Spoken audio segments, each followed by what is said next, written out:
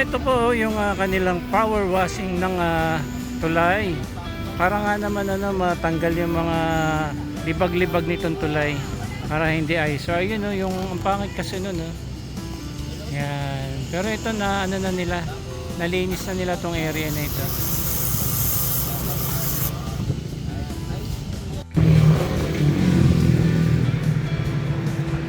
So ito yung phase 1, sarado pa rin po Yan.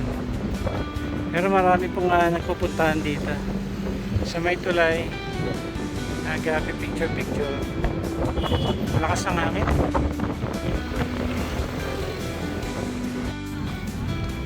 Magandang hapon mga kababayan. Andito tayo sa may nire-renovate na Pasig River Esplanade. Ito yung bandang phase 3. So, may harang dito at hindi pa siya binubuksan sa public. Pero nakikita na po natin yung mga changes na ginagawa po rito. Nagkaroon ng parang malakarpet na red carpet na linya dyan padiretso doon, tapos yung mga store, yung mga kiosk, ayan bagong bago, green and red yung kulay. Yung bubong red, yung pinakabody ng store ay green. Nakikita po natin yung mga nag-works ngayon dyan.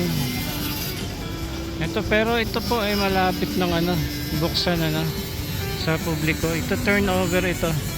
I think mga January 27. Kaya babayanan po natin yung muling pagbubukas nitong Pasig River Esplanade. Buong stretch nitong Esplanade ay naka-close sa ngayon. May mga ilang linggo na itong nakasara dahil nga po sa mga renovation na ginawa po dito. Ikot lang po muna natin yung view natin. Ito pa yung Pasig River, kabila po yan Binondo.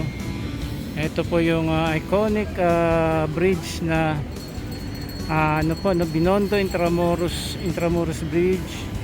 Marami po namamasyal dito, so dito na lamang po muna tsatsaga dito sa Binondo Intramuros Bridge dahil nga po hindi pa nabubuksan itong Esplanade.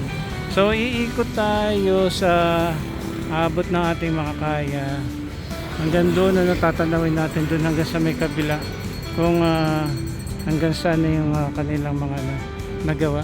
Tingnan po natin yung progress ng project na ito.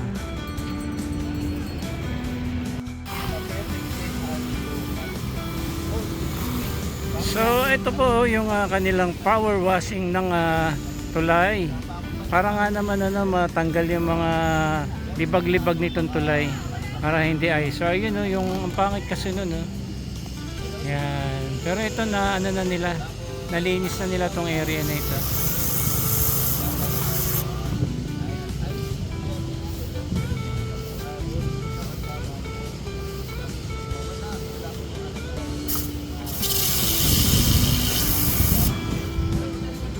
So ito po yung itsura sa gabi at excited na po tayo sa nalalapit na pagbubukas muli nitong Esplanade at paniguradong marami pong magpupuntahan dito kasi mas in-improve yung mga pasilidad.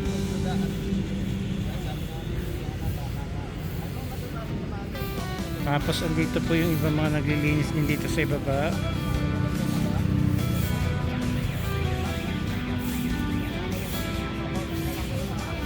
Makikita po natin yung mga namamasyal ngayon dyan. Yung iba minto talaga, mga may sasakyan, mga nakamotor. Andito sila sana sa may tulay. Ayan at parang itong Binondo Intramuros Bridge na lang muna yung pinagtiyagaang pasyalan nating mga kababayan. Hello po. Sabi ni Sir Fernando. Hi Sir Fernando, kamusta po kayo dyan? Si Diana. Ma'am Diana, gandang gabi po. Si Sia din. Ma'am Sia, babae. Hello po, magandang gabi po. Shoutout Diana, shoutout. At saka pala si Lolo Rick.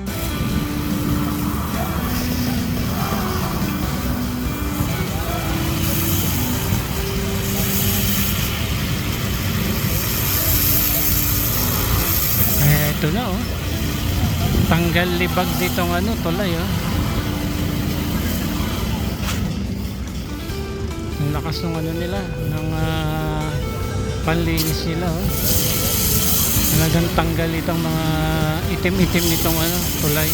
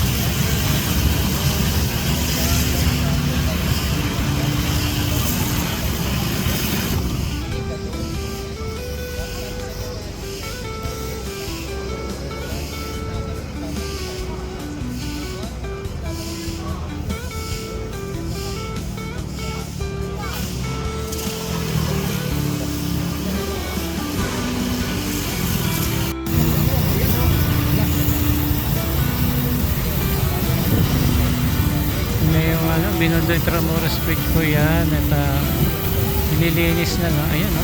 Tanggal yung ano, lipag oh. Yung mga itim-itim.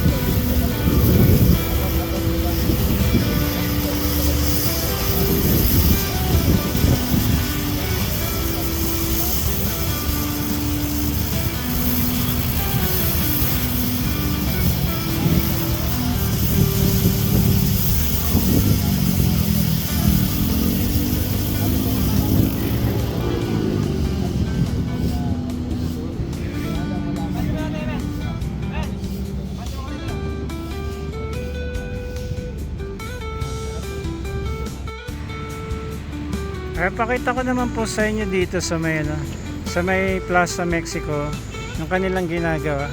Actually tapos na sila rito Ang ganda na ng mga landscaping na ginawa rito sa ano, sa Plaza Mexico. Mas gumanda siya Ganda ng view dito Ayan, doon po pag dumiretso kayo approaching kayo dyan sa may phase 2.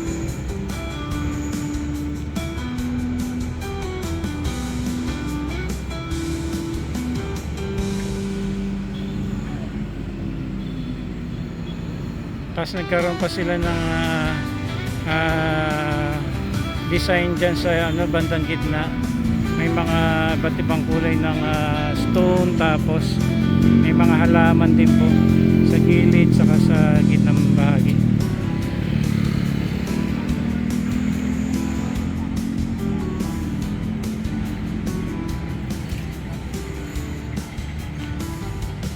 So yun po yung Maestranza, diretso ng ano yan, pa Port Santiago. Ito po yung view natin, Binondo area. And ito po yung Binondo Intramuros Bridge.